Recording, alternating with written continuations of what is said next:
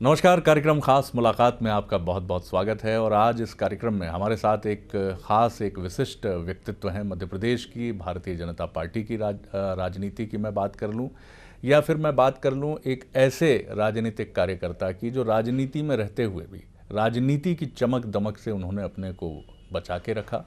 बल्कि ये कहने में कोई मुझे अतिशयोक्ति नहीं महसूस होती है कि जस की तस रख दीनी रे चदरिया, जो कबीर साहब की एक बड़ी मौजू बात है, वो कहीं ना कहीं उसके भी एक समर्थ प्रतिनिधि नज़र आते हैं। मैं बात कर रहा हूँ मध्य प्रदेश विधानसभा के अध्यक्ष डॉक्टर सीताशरण शर्मा साहब की। बहुत बहुत स्वागत करता हूँ डॉक्टर शर्मा। डॉक्टर शर्मा, आप MBBS भी आपका बैकग्राउंड रहा है, आप चिकित्सा सेवा के क्षेत्र से भी जुड़े रहे हैं और एक ऐसे परिवार से आते हैं जो परिवार, संस्कार, मर्यादा इससे भी आता है। इसके बीच में राजनीति में आना और आप जैसे व्यक्ति जिनके बारे में हमने सुना है कि बेहद संवेदनशील मन, मर्यादा और ईमानदारी से परे होने की बात दूर नहीं, तो आपका ये कोमल, भावुक, संवेदनशील मन राजनीति की इन गलियों में कभी डगमगाया, खटका, पीछे छूटा? राजनीति में हमारा परिवार शुरू, मेरे फादर चुनाव लड़े, मेरे से दोनों बड़े ब्रदर्स, सबसे बड़े भाई तो प्रशासनिक सेवाओं में चले गए, किंतु मेरे से दोनों बड़े ब्रदर्स जो हैं ये भी विधानसभा के चुनाव लड़े, ये लोकल बॉडीज़ के इलेक्शंस भी लड़े दोनों भाई, और दोनों लोकल बॉडीज़ में प्रेसिडेंट भी रहे अपनी अपनी जगह। तो ये हमारी पृष्ठभूमि भी है। पर राजनीति सिर्फ राजनीति नहीं होती, एक विचारधारा भी होती है। और मैं सोचता हूँ कि जो भी व्यक्ति समाज में है और जो समाज की सोचता है, उसकी अपनी एक कहीं ना कहीं विचारधारा होती है, कहीं ना कहीं उसका अपने एक विचार होता है, सामाजिक चिंतन होता है। उस विचार से जुड़े हुए यदि कुछ कार्य करना है तो दो रास्ते होते हैं, या तो उस विचार से जुड़े हुए सामाजिक संगठनों में जाए या उस विचार से जुड़े हुए राजनीतिक संगठनों में जाए। मेरे पास ये दोनों ही थे, मेरे परिवार के पास भी दोनों ही थे। ऐसे सामाजिक संगठन भी थे हमारे परिवार के साथ और ऐसे राजनीतिक भी, इसलिए इन दोनों ही क्षेत्रों में मैं आगे आया। जी जी जी। कहीं आपको कभी असहज तो नहीं लगा? क्योंकि जिस तरह का आपका व्यक्तित्व है, हमने देखा आप बहुत सहज होते हुए भी आपके प्रशंसक और आपके आलोचक दोनों ये मानते हैं कि कई जगह आप वज्र से कठोर भी हैं। जो आप तय कर लेते हैं उससे आप रंच मात्र भी इधर उधर नहीं होते हैं। तो कहीं ऐसा लगा कि राजनीति की प्रासंगिकता में आप अपने को ढूंढ रहे हों? राजनीति में बड़े दबाव आते हैं, क्योंकि विभिन्न विचारों के हजारों लोगों को संतुलित करना पड़ता है और इसलिए उस प्रेशर्स में या अच्छा काम का भी दबाव रहता है इसके साथ में, तो विचलित होना स्वाभाविक है क्योंकि मनुष्य हैं, और गलतियां होना भी स्वाभाविक है। मैं अपने मित्रों से भी कहता हूं to err is human being. तो गलती मनुष्य है तो गलती होगी, और जब वो हो जाती है, बाद में रात में विचार करते हैं तब भी विचलित होते हैं, और इसलिए राजनीति से विरक्ति भी होती है कई बार। कभी ऐसा आपके मन में भी आया? कई बार आया। कई बार ऐसा लगा कि कहाँ अपन शायद अपना मानसिक स्तर या अपना टेम्परामेंट ऐसा है नहीं, और पर कठोरता इसलिए रखना पड़ता है क्योंकि दो बातों का मैंने जीवन में बड़े लगभग कठोरता से ही पालन किया। मैं बड़ी कहूँ कि बहुत कठोर हूँ या बहुत दृढ़ हूँ तो आत्म प्रशंसा हो जाएगी, उतना हूँ भी नहीं। एक तो कहीं अपने माने हुए सिद्धांत हैं या जो सामाजिक सिद्धांत हैं, उनसे कहीं अलग होने के लिए प्रेशर आता है तो तकलीफ़ होती है, तब मन विचलित होता है। और दूसरी बात ये है इन सिद्धांतों के अलावा कि कई बार बैलेंस नहीं हो पाता किन्हीं मामलों में। अब बैलेंस करना भी बहुत ज़रूरी है, तब भी मन विचलित होता है कि अब कई बार ऐसा तो दोनों पक्ष सही रहते हैं, तब क्या करें। तो इसलिए वह भी स्वाभाविक है, वैसा भी होता है, आखिर हैं तो मनुष्य। जब ये स्थितियां आती हैं तो डॉक्टर सीताशरण शर्मा किस परामर्शदाता की शरण में जाते हैं, या खुद ही अपने मन के भीतर प्रवेश करके उसका रास्ता तलाशने की कोशिश करते हैं, या जैसा हमने आपके बारे में सुना है कि अध्यात्म की एक राह भी आपको बड़ी प्रिय है?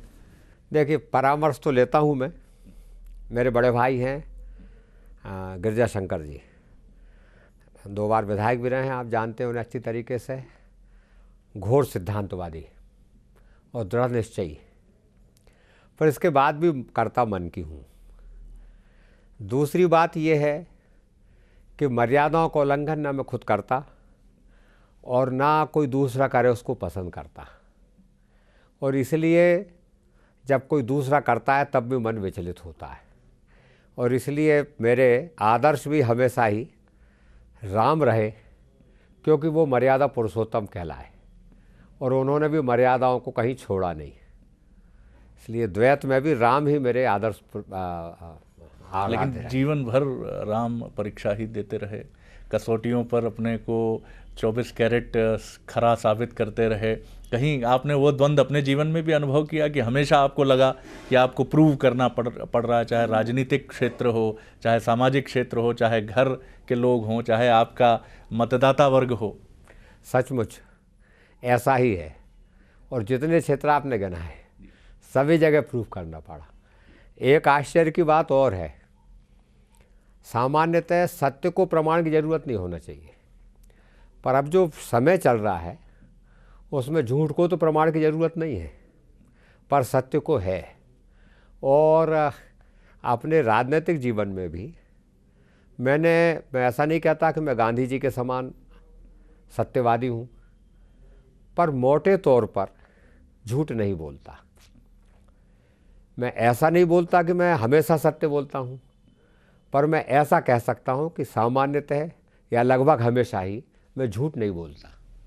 इसकी प्रेरणा कहाँ से आई? गांधीवादी दर्शन से आई या खुद मन से, आपके भीतर जो एक अध्यात्म का एक बीज प्रस्फुटित बहुत पहले हो गया था, वहाँ से आई? बीज तो अध्यात्म का था, परंतु मैंने गांधी को विद्यार्थी जीवन में पढ़ा। मैं मेडिकल कॉलेज में था तभी। माई एक्सपेरिमेंट्स ऑन ट्रूथ जी, सत्य के मेरे प्रयोग जी, और कई बार पढ़ा मैंने उसको, हिंदी में भी और अंग्रेजी में भी। तब हिंदी में पढ़ा था, अभी मुझे किसी ने अंग्रेजी में भेंट की तो वो भी पढ़ा मैंने। परंतु उसके पहले विवेकानंद को पढ़ा मैंने, और विवेकानंद ने, पता नहीं मुझे ध्यान नहीं, वो विद्यार्थी जीवन की बात है, उन्होंने लिखा है कि सत्य की इतनी ताकत है कि यदि 14 वर्ष तक निरंतर कठोरता से सत्य का पालन किया जाए तो जो आप कहेंगे वही सत्य हो जाएगा।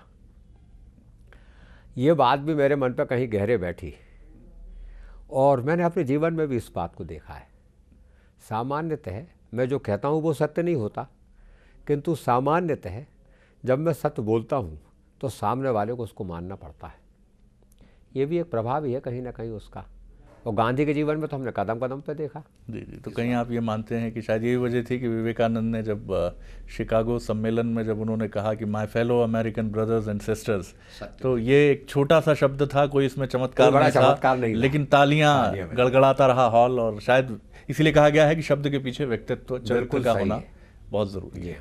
कभी जीवन में आपको परामर्श मिला, क्योंकि आप जिस लिगेसी से आते हैं, राजनीति की, सामाजिक जीवन की, आपके जो बड़े भाई रहे वो प्रदेश के मुख्य सचिव रहे, कृपाशंकर शर्मा साहब की मैं बात कर रहा हूँ। गिरजा शंकर जी की आपने खुद अभी बात की, वो विधायक रहे 2 बार के, प्रखर व्यक्तित्व के स्वामी हैं। घर में जो जीवन संगिनी हैं या फिर जो वयस्क पुत्र पुत्रियां हैं, इनकी तरफ से भी कभी परामर्श आया होगा कि थोड़ा सा तो बदलिए आप ज़रा, जीवन में इतनी कठिनाई उठाते हैं, राजनीतिक अवसरों में चूक जाते हैं। कभी किसी ने आपको परामर्श दिया या इस तरह की बात वो जानते थे कि आप नहीं बदलेंगे? आपको शायद विश्वास नहीं होगा, परिवार ने, जीवन संगिनी ने, बच्चों ने बड़े बड़े हो गए हैं, और भाइयों ने भी हमेशा यही परामर्श दिया कि अपने सिद्धांतों पर दृढ़ बने रहना, चाहे कुछ मिले या ना मिले। जी हाँ जी, ये मतलब इस मामले में परिवार की भी एक पूरी ताकत आपके साथ है, बहुत हमेशा रही। तो कहीं विचलन और कमजोरी आई तो यहाँ से एक ताकत बराबर मिली, एक शेल्टर मिला। मैं आपकी राजनीतिक भूमिका, और राजनीतिक क्या भूमिका, एक पंच परमेश्वर जैसी भूमिका मध्य प्रदेश विधानसभा में आपकी है। इस स्थिति में जब ये जिम्मेदारी आपको दी गई, आप सीनियरिटी में जिस लेवल पे हैं, एक वरिष्ठ कैबिनेट मंत्री के लिए भी आप पूरी तरह से एक जिम्मेदार रहे, कहीं इसमें द्वंद्व था कि अध्यक्ष की भूमिका एक बड़ी मर्यादित भूमिका है, कहीं कैबिनेट मिनिस्टर होते आप तो ज़्यादा खुली फ्रीडम होती, अपने क्षेत्र में काम करने के लिए स्वतंत्र फैसले लेने में उन्मुक्तता अधिक होती? ये बात तो सही है कि यहाँ मर्यादा का अत्यधिक पालन करना पड़ रहा है और इससे मुझे भी कुछ परेशानी हो रही है और मेरे क्षेत्र के लोगों को मेरे से 10 गुनी परेशानी हो रही है। किंतु मैं ये सोचता हूँ, जैसा मैंने आपसे पहले भी कहा था, कि मैं मर्यादित रहना पसंद करता हूँ, मर्यादित जीवन पसंद करता हूँ। शायद यही कारण था, मेरे दल के नेताओं ने भी यही विचार किया हो, ये एक मर्यादित आदमी है तो इसको ऐसा ही कार्य सौंपा जाए जिसमें मर्यादाओं का पालन बड़ी कठोरता से करना पड़ता है। तो मैं तो सोचता हूँ कि मेरा आकलन उन्होंने ठीक ही किया। उन्होंने बिल्कुल ठीक किया है। और ये भी बात है कि विपक्ष के साथी भी कुछ आपके जो प्रशंसक हैं कांग्रेस के, उनका भी ये मानना है कि डॉक्टर सीताशरण शर्मा जिस तरह की शख्सियत हैं वो अपने कर्तव्य से नहीं डिगेंगे। तो ये चीज़ कई बार आपको नहीं लगता, कई बार एक बहुत आपको ऐसी स्थिति में फिर फिक्स करेगी जहां बहुत मजबूती से निर्णय लेने होंगे, कुछ इधर से भी नाराज़गी हो सकती है, उधर से भी नाराज़गी हो सकती है, लेकिन आपकी न्याय प्रियता जो है आपको फिर कसौटी पे डालेगी? देखिए, एक तो ज़्यादा अपेक्षाएं बड़ी तकलीफ़ देती है और ये मुश्किल मेरे साथ आ ही रही है, मेरे क्षेत्र में भी आ रही है। और यहाँ जैसा कि अभी आपने कहा कि विपक्ष वालों को भी ये अपेक्षाएं हैं, परंतु मैं ऐसा मानता हूँ कि इन कसौटियों पर मैं अब बड़ी दृढ़ता से नहीं कह सकता, क्योंकि वो जो चुनौतियाँ सामने आना है वो अभी आना है, वो अभी आई नहीं है और इसलिए उन चुनौतियों का सामना कैसे कर सकेंगे ये तो समय ही बताएगा। किंतु मैं कोशिश करूंगा कि इन कसौटियों पर पूरी तरह से खरा उतरूं। दोनों पक्ष इस बात का भरोसा रखें कि मैं उनके साथ न्याय करूंगा। ये कसौटी छोटी मोटी नहीं है, परंतु आपने इसके पहले भी एक परीक्षा की बात बोली थी। हम लोगों ने जब MBBS किया और अपने अपने क्षेत्रों में काम करने जाने लगे तो हमारे प्रोफेसर ने कहा कि ये मत समझना कि ये परीक्षा अभी पास हो गए हो तो जीवन में और परीक्षाएं नहीं आएंगी। Every patient is A examination. तो वहाँ से शिक्षा लेकर ही ये आए हैं हम। अब उसको थोड़ा संशोधित करते हैं, every movement is A examination. बिल्कुल ठीक बात है, बहुत सुंदर बात है जी। बिल्कुल आपने ठीक कहा कि विधानसभा में या संसद में, लोकसभा हो या राज्यसभा हो, सर्वोच्च जो वहाँ का चेयर है उस पर आसीन व्यक्ति यानी अध्यक्ष, उसके लिए हर मोमेंट ही एक चुनौती है। और अब हमने देखा, जैसे आपसे भी कुछ देर पहले चर्चा में जो बात हो रही थी कि एक विधायक जो चुनकर आता है, लाखों लोगों का प्रतिनिधित्व करता है, वो बेहद दबाव में होता है, क्योंकि उस पर दबाव ये है कि वो अपने क्षेत्र की नुमाइंदगी करे, वहाँ की बात सदन में उठाए। विपक्षी दल हैं तो उनकी चिंता ये है कि उनको अपने विपक्षी धर्म को प्रमाणित करना है, सरकार को कटघरे में खड़ा करना है। सरकार की मंशा ये है कि वो कटघरे में न खड़ी हो। इसके बीच में अध्यक्ष पर सारा दबाव होता है। आप अच्छे स्टूडेंट रहे हैं, ये हम जानते हैं, मेधावी विद्यार्थी आप अपने बचपन से रहे हैं, बढ़िया आपने प्रदर्शन किया है। यहाँ भी क्या कुछ आपने कानूनी शकदर कॉल और ये सारी चीज़ें, इनका अध्ययन निरंतर जारी है, प्रेसिडेंट्स पुराने आप पढ़ रहे हैं, किस तरह की तैयारी यहाँ चल रही? पहले तो मैं ये बता दूं कि मैंने MBBS करने के बाद में लॉ भी किया, बहुत साल बाद किया, पर मैंने लॉ किया रुचि के कारण ही किया। उसका मुझे यहाँ लाभ मिलेगा और अपने एक सदस्य के रूप में जब मैंने काम किया तब भी वो लाभ मुझे मिला। और अभी जो प्रेसिडेंट्स हैं वो भी मैं पढ़ रहा हूँ और पहले भी पढ़ता था, पर पहले एक सदस्य के नाते जितनी आवश्यकता हो उतनी पढ़ता था। जो विषय उठा लिया उसके बारे में पढ़ लिया, उसके बारे में नियम पढ़ लिया। अब चूँकि सारे सदस्य सारे विषय उठाएंगे, इसलिए सभी नियम और सभी उसके प्रेसिडेंट्स पढ़ रहा हूँ और ये निरंतर ये भी प्रक्रिया है। मैं एक बार मेरा दूसरा टर्म था, एक वरिष्ठ सदस्य के घर गया मिलने। वो तीसरी या चौथी बार जीते थे, उस वक़्त मंत्री भी रह चुके थे। वो किताब पढ़ रहे थे नियमों की 8 साढ़े 8 बजे। मैंने कहा यार अभी भी पढ़ते हैं आप? उनका हाँ। तो ये मैंने इन लोगों से सीखा है, ये चीज़ें हमेशा पढ़ना पड़ेगा और हमेशा पढ़ना ही चाहिए। कौल सकधर ही नहीं, मैं और भी बुक्स जैसे राजेंद्र प्रसाद जी शुक्ला ने लिखी है शून्यकाल से प्रश्नकाल तक, हमारे संसदीय कार्य मंत्री जी ने भी एक किताब लिखी है लोकतंत्र का केंद्रीय बिंदु विधायक, ये भी मैं निकलवा रहा हूँ और इनको भी देख रहा हूँ। पुराने अध्यक्षों के प्रेसिडेंस जो हैं वो भी देख रहा हूँ, सारी धीरे धीरे, पर ये सब देखते देखते 5 साल निकल जाएंगे। बिल्कुल ठीक बात है। तो अपने पूर्ववर्ती जो अध्यक्ष हैं वो चाहे कांग्रेस के हों या भारतीय जनता पार्टी के, जगदत्त शर्मा जी हैं, श्रीनिवास तिवारी हैं, हालांकि ये दोनों विपक्षी दल से आने वाले कांग्रेस के अध्यक्ष हैं। क्या आप समय पड़ने पर आपको लगेगा तो आप इन लोगों से भी बात करेंगे? ज़रूर करेंगे, क्योंकि राय किसी से भी लेना चाहिए। और मैंने एक बात ये देखी है कि यदि आप कोई भी विपक्ष में भी हो, कहीं भी हो, पर जब आप किसी से एक मित्र के नाते, एक मार्गदर्शक के नाते राय मांगते हैं तो वो हमेशा सही ही देता है। और हमारे इतिहास भी है, भीष्म पितामह में सामने वाले को ही बता दिया था। ठीक, ये भी आप मानते हैं जी। एक सवाल जो मैं आपसे अध्यक्ष की नाते मैं आपसे नहीं पूछ रहा हूँ, भारतीय जनता पार्टी के एक सीनियर लीडर के नाते मैं आपसे पूछ रहा हूँ, क्योंकि कुछ भी है, आप अध्यक्ष के पहले भारतीय जनता पार्टी से आपका अभिन्न रिश्ता रहा है, रहेगा। जिस विचारधारा का आप प्रतिनिधित्व करते हैं, बहुत बदलाव हुआ है शर्मा साहब, बहुत पानी नर्मदा में बह चुका है।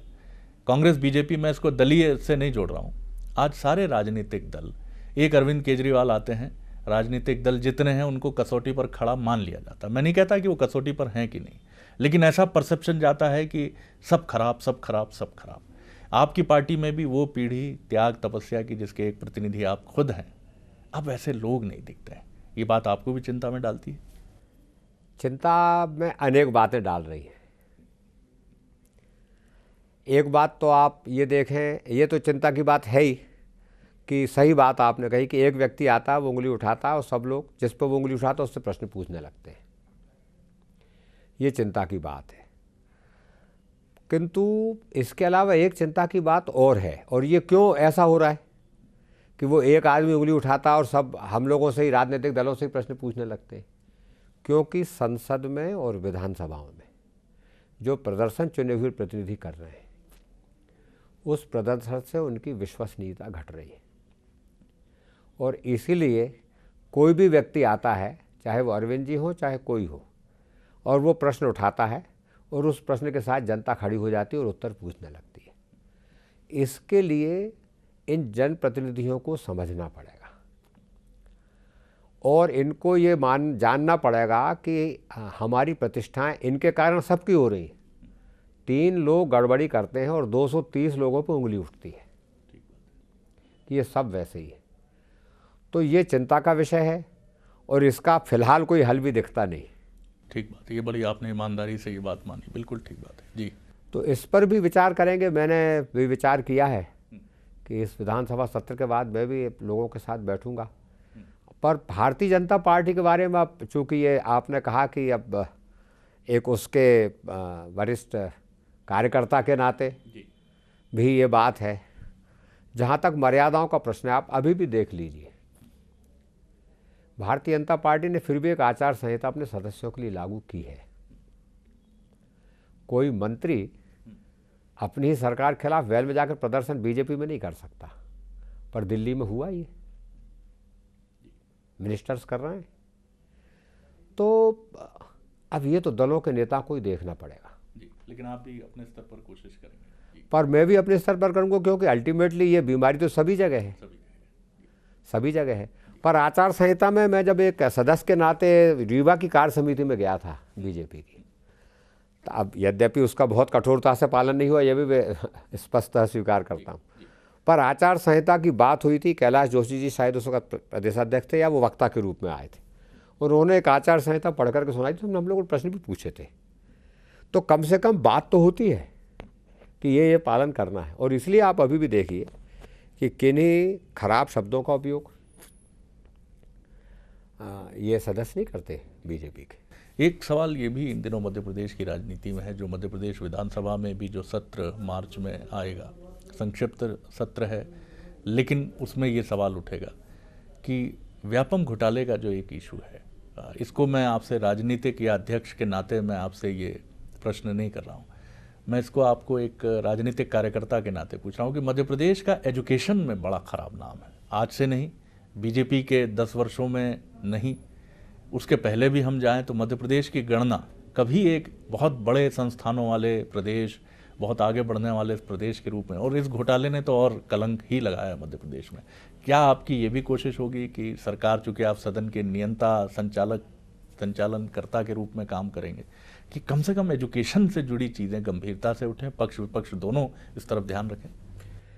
यद्यपि आपने ये कहा कि मैं इस नाते ऐस नाते नहीं पूछ रहा हूँ, किंतु मैं किसी भी नाते उत्तर दूंगा जी।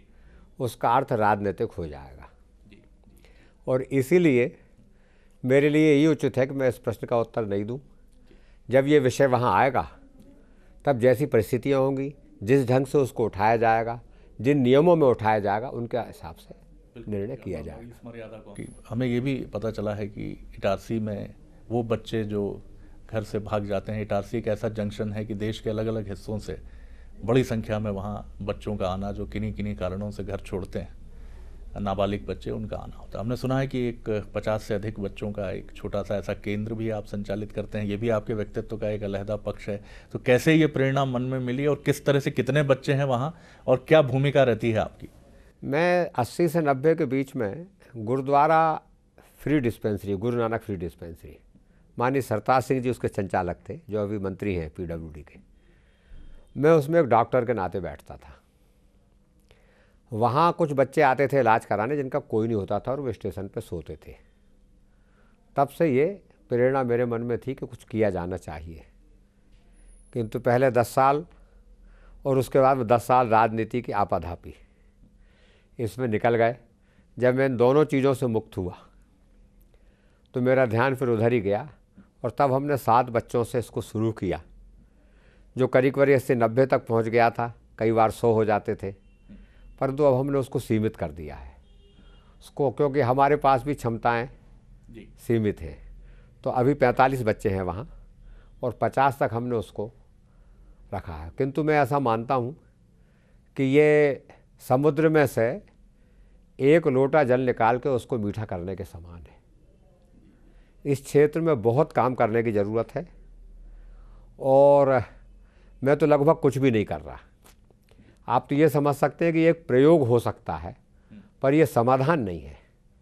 और समाधान या तो बहुत बड़े लोग, जो बड़े बड़े उद्योगपति हैं, जो 200 करोड़ रुपया हार्वर्ड विश्वविद्यालय को दे देते हैं, किंतु हिंदुस्तान में नहीं देते, मैं उनका नाम नहीं लेना चाहता, या तो ऐसे लोग उसको टेकअप करें या गवर्नमेंट करे। गवर्नमेंट ने बहुत से हाउसेस बनाए हैं, उनमें ये बच्चे आते भी हैं, किंतु इसके बाद भी अभी भी बड़ी संख्या में बच्चे स्टेशन पर सो रहे हैं। जबकि इटारसी शहर में ही 3 संस्थाएं कार्यरत हैं, हमारे अलावा 2 और हैं, और एक संस्था तो बहुत बड़ी, जीवोदया, वो भी अच्छा काम कर रहे हैं। परंतु हम लोग कुछ भी नहीं कर रहे हैं। सही बात तो ये भी आपकी विनम्रता है, आपका ऐसी आप सोच रखते हैं। जो सत्र शुरू होने जा रहा है, इस सत्र में आपकी प्राथमिकता क्या होगी? हालांकि बड़ा संक्षिप्त सत्र है, लेखानुदान के लिए मुख्य रूप से केंद्रित है, वोट एंड अकाउंट है, लेकिन आपकी प्रायोरिटी होगी कि एक बिना किसी हैजल के, बिना किसी बाधा के चले, सबकी बात सुनी जाए और सम्यक रूप से एक आगे जो जुलाई में बड़ा सत्र होगा, विधिवत जिस सत्र में बजट भी पेश किया जाएगा, उसके लिए एक मार्ग प्रशस्त हो और एक सौहार्दपूर्ण वातावरण में बात आगे बढ़े। जैसा आपने स्वयं कहा कि ये लघु सत्र है और इसमें लेखानुदान पास होना है, जिस पर बहस की कोई बहुत बड़ी परंपरा है नहीं, कट मोशंस दिए ही नहीं जाते, इसलिए वहाँ तो बहुत गुंजाइश नहीं है। किंतु प्रश्न और कॉल अटेंशंस भी हैं, और निश्चित ही प्रश्नों के माध्यम से और कॉल अटेंशन के माध्यम से सदस्य अपनी बात उठाएंगे और मेरा प्रयत्न ये रहेगा कि जिन विषयों को उन्होंने उठाया है उनका समाधान हो। जी, चलिए, बहुत शुभकामनाएं डॉक्टर शर्मा आपको, आपकी भूमिका के लिए, और जिस शालीनता से, जिस जनता से और जिसको हम कहें कि संलग्न रहते हुए भी कहीं अपने को उनसे बाहर रखने की एक प्रक्रिया से आप आगे बढ़े हैं। बहुत उम्मीदें हैं मध्य प्रदेश विधानसभा के अध्यक्ष के नाते आपसे, एक सामाजिक वरिष्ठ राजनीतिक कार्यकर्ता के नाते आपसे हमारी बहुत बहुत शुभकामनाएं। आपको बहुत बहुत धन्यवाद जी। खास मुलाकात में इतना ही। अगली बार एक और ख़ास व्यक्तित्व से, ख़ास शख्सियत से आपकी फिर मुलाकात कराएंगे। इजाज़त दीजिए। नमस्कार।